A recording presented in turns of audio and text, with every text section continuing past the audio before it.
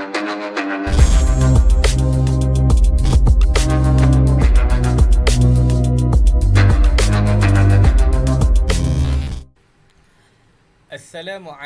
warahmatullahi wabarakatuh. Nama saya Muhammad Ammar Hariz bin Hasbullah dari unit PIM 1. Jadi pada hari ini saya akan membentangkan tugasan PIMK 3253 iaitu pengajian hadis dalam tugasan yang kedua iaitu analisis hadis. Jadi hadis yang telah saya pilih ialah hadis mentaati pemimpin. Jadi tanpa membuang masa saya terus membacakan matan hadis yang telah dipilih. Haddatsana Qutaibatu ibn Sa'id, haddatsana Laithun an Ubaidillah an Nafi' an Ibn Umar an Nabi sallallahu alaihi wasallam annahu qala على المرء المسلم السمع والطاعة فيما أحب وكره إلا أن يؤمر بمعصية فإن أمر بمعصية فلا سمع ولا طاعة. Daripada riwayat Sahih Muslim. Jadi maksud hadis yang telah dibacakan telah menceritakan kepada kami, Qutaibah bin Sa'id telah menceritakan kepada kami, Laithun iaitu dari Ubaidillah, dari Nafi', dari Ibn Umar, dari Nabi sallallahu alaihi wasallam bahawa baginda bersabda, wajib setiap orang untuk mendengar dan taat baik terhadap sesuatu yang dia suka atau yang dia tidak suka, kecuali jika dia diperintahkan untuk bermaksiat, maka tidak ada kewajipan baginya untuk mendengar dan taat.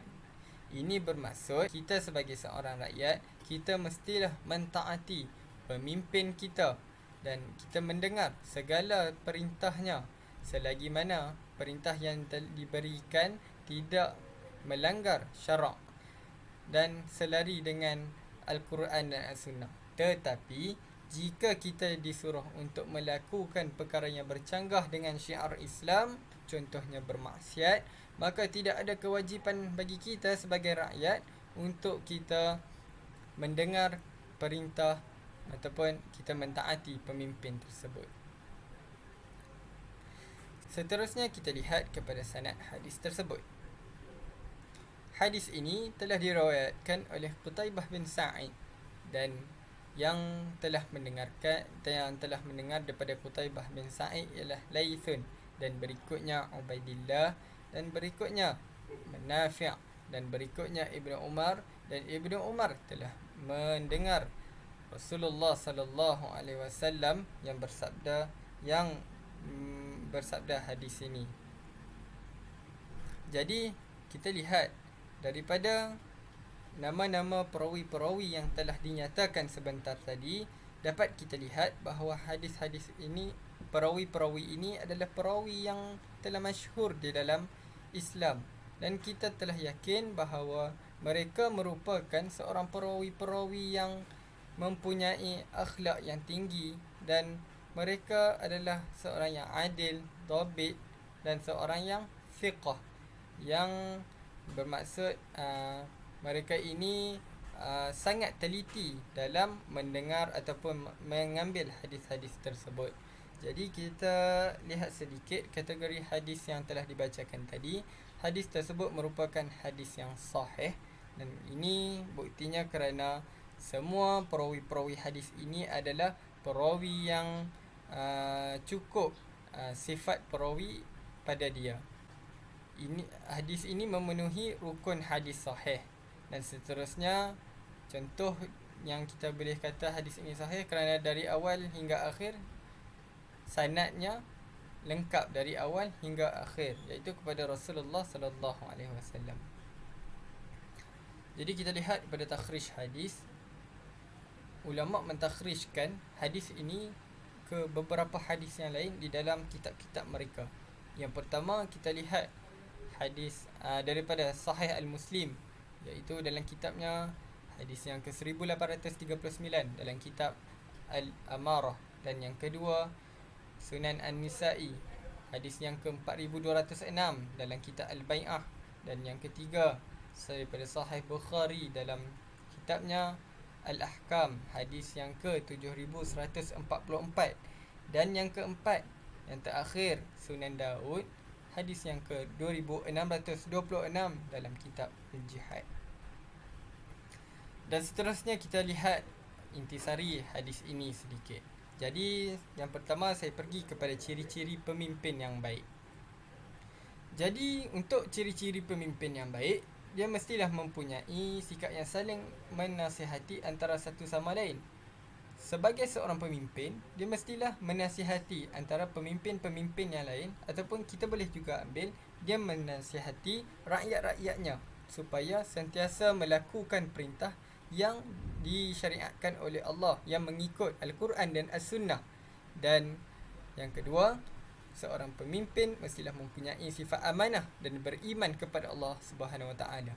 Jadi, apabila dia mempunyai sifat amanah di dalam hidupnya, di dalam dirinya, maka sifat bertanggungjawab sekalipun akan terbentuk, akan hidup di dalam dirinya, dan dia akan beriman kepada Allah. Dan kemudian kesannya perintah-perintah yang akan dikeluarnya akan selari dengan syiar Islam.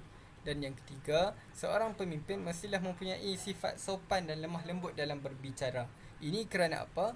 Apabila seorang rakyat ingin mendengar kata-kata ataupun arahan daripada pemimpinnya, dia mestilah rakyat akan menerima secara rakyat akan menerima satu-satu perintah dengan hati yang terbuka. Jika pemimpin berbicara dengan lemah lembut dan menggunakan bahasa-bahasa yang sopan. Dan yang keempat ialah adil dalam memerintah.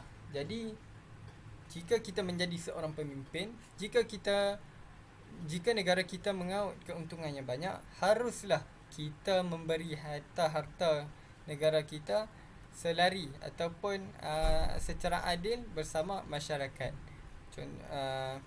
Ini boleh dikatakan sewaktu kita memberi harta itu, tiada rakyat yang mendapat harta terlebih dan terkurang. Kita mestilah bahagikan sama rata. Dan seterusnya kita pergi kepada cara-cara mentaati pemimpin. Cara-cara yang pertama ialah kita patuh kepada pemimpin yang beriman dan bertakwa. Jadi, selagi mana pemimpin kita beriman dan bertakwa kepada Allah SWT, kita mestilah mentaati dia. Jika kita tidak mentaati, ini telah Allah SWT berkata, jika kita tidak mentaati, maka kita akan berdosa. Dan seterusnya, pilihlah pemimpin yang adil dan amanah. Sewaktu pilihan raya yang diadakan, contohnya di negara kita, setiap pemimpin yang dipilih adalah berdasarkan pemilihan rakyatnya tersendiri. Jadi sebelum kita memilih seseorang pemimpin, haruslah kita kaji latar belakangnya supaya kita tidak tersalah memilih pemimpin. Seterusnya, kita mestilah bekerjasama dalam melakukan kebaikan. Contohnya, jika pemimpin kita memerintahkan kepada rakyat supaya melakukan perkara kebaikan seperti salat berjemaah, patuhi jalan raya, haruslah kita bekerjasama untuk melakukan dengan sebaiknya. Dan keempat, menghargai jasa dan pengorbanan pemimpin. Jadi sebagai rakyat yang baik, kita mestilah menghargai segala jasa-jasa mereka, kerana mereka yang telah menyebabkan negara kita akan maju dan aman, dan kesejahteraan negara tercapai. Seterusnya kita pergi kepada kepentingan mentaati pemimpin. Yang pertama ialah menjamin keharmonian negara. Jadi apabila semua rakyat mentaati pemimpin, dia akan mewujudkan satu suasana yang harmoni dan dalam negara kita. Dan yang kedua, dia akan mengeratkan hubungan yang baik di antara pemimpin dan rakyat. Ini secara tidak langsungnya, jika kita mentaati seorang pemimpin, dia akan merapatkan ukhuwah antara pemimpin dan rakyat. Jika kita lihat ada negara yang pemimpin dengan rakyatnya tidak rapat, itu disebabkan apa? Kerana mereka selalu mungkin kerana mereka tidak mentaati pemimpin, jadi untuk mewujudkan ukhuwah dengan rakyat, dengan pemimpin, haruslah kita mentaati pemimpin dengan baik. Dan seterusnya yang ketiga ialah dapat mengembangkan syiar Islam. Ini kerana apa? Allah SWT telah menyuruh kita supaya kita mentaati pemimpin selagi mana pemimpin itu tidak menyuruh kita untuk melakukan perkara maksiat, perkara yang dimurkai Allah. Dan seterusnya, jika kita mentaati pemimpin, kita akan disegani dan dihormati oleh negara lain.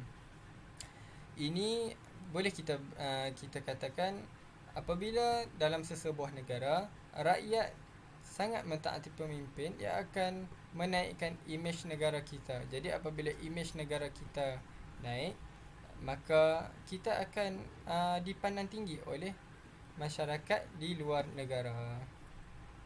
Seterusnya, kesimpulan daripada hadis tersebut, kita boleh lihat ataupun kita ambil pengajaran daripada hadis tersebut, kita mestilah mendengar dan mentaati segala perintah yang disampaikan oleh pemimpin kita.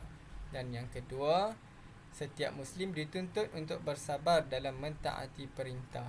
Dalam kita sebagai rakyat, kita tahu kadang-kadang kita tidak suka akan sesuatu perintah yang dikeluarkan, tetapi selagi mana perintah yang dikeluarkan tidak menyalahi undang-undang dan syarat dan tidak menyalahi hukum-hukum Allah, maka kita wajib bersabar dengan perintah tersebut.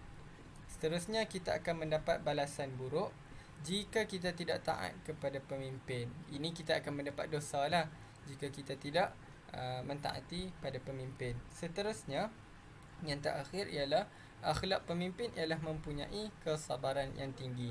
Okey, ini jika kita lihat bagaimana bagaimana untuk menjadi seorang pemimpin, jiwa dan mentalnya harus kuat. Kadang-kadang banyak maki-makian daripada rakyat yang dilontarkan kepada pemimpin. Jadi sebagai pemimpin yang tahu akhlak Islamiah, yang belajar berkaitan akhlak Islamiah, maka dia akan tahu apa itu erti kesabaran dalam hidup. Jadi seterusnya, ini merupakan video yang telah saya ambil daripada YouTube yang berkaitan hadis ini. حديث ابن عمر رضي الله عنهما عن النبي صلى الله عليه وسلم menceritakan tentang matan-matan hadis dan telah dalam video ini menceritakan sedikit sanad-sanad hadis yang terkandung di dalam hadis ini.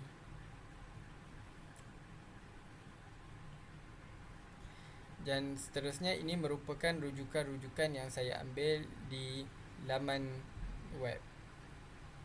Sekian daripada saya. Wabillahi taufiq wal hidayah. Wassalamualaikum warahmatullahi wabarakatuh.